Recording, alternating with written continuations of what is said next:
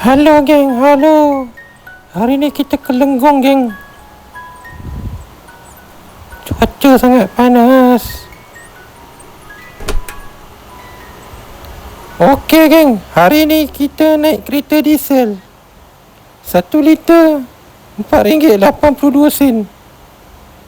Celaka nak ram. Untuk pengetahuan kita semua, minyak mahal 200 liter tak cukup. Sial. Anda bayangkanlah, berapa saya isi? RM50 hanya dapat tak sampai pun belah-belah liter geng.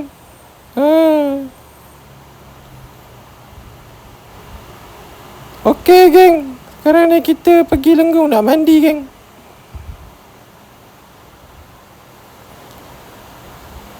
Lenggong ni tak ada apa sangat, tapi ada masjid baru.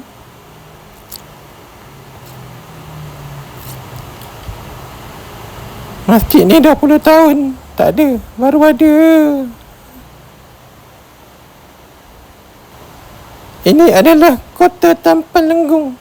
Sekejap lagi kita masuk area sungai geng.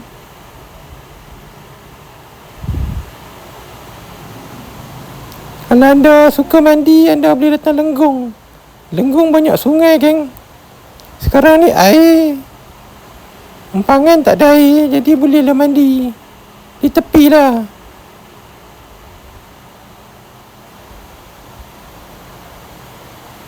Ni ada tempat saya mandi geng. Kampung Luar Lenggong. Tu orang tengah mandi dah tu. Sejuk airnya.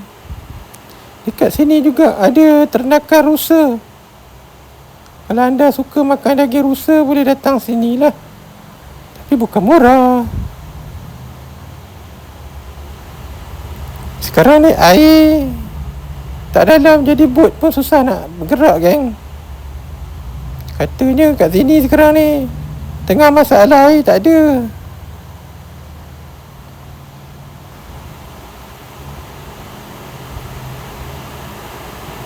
Inilah rumah-rumah orang Lenggeng. Macam dekat Indonesia je sini. Kesian orang sini, semua kerja kampung, tak ada pencen. Banyak yang terpaksa ikat perut geng. Tu rusa geng.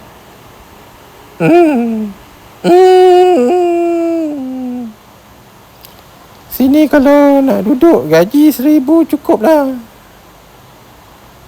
Saya nak balik dah ni geng. Tadi pergi mandi dah nak balik dah ni. Nama tempat ni Kampung Luar Lenggong geng.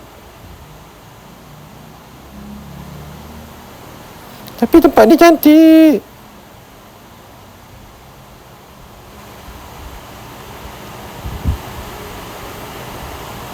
Okey geng, kita nak gerak dulu lah. Saya nak pergi cari makan dulu.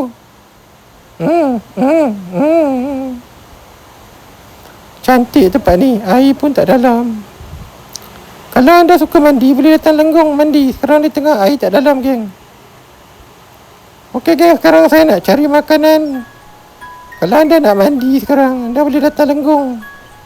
Nak pancing ke, nak mandi ke, Lenggong ni memang air tengah tak dalam, ikan pun tak ada. Okey, jumpa lagi geng. Bye bye.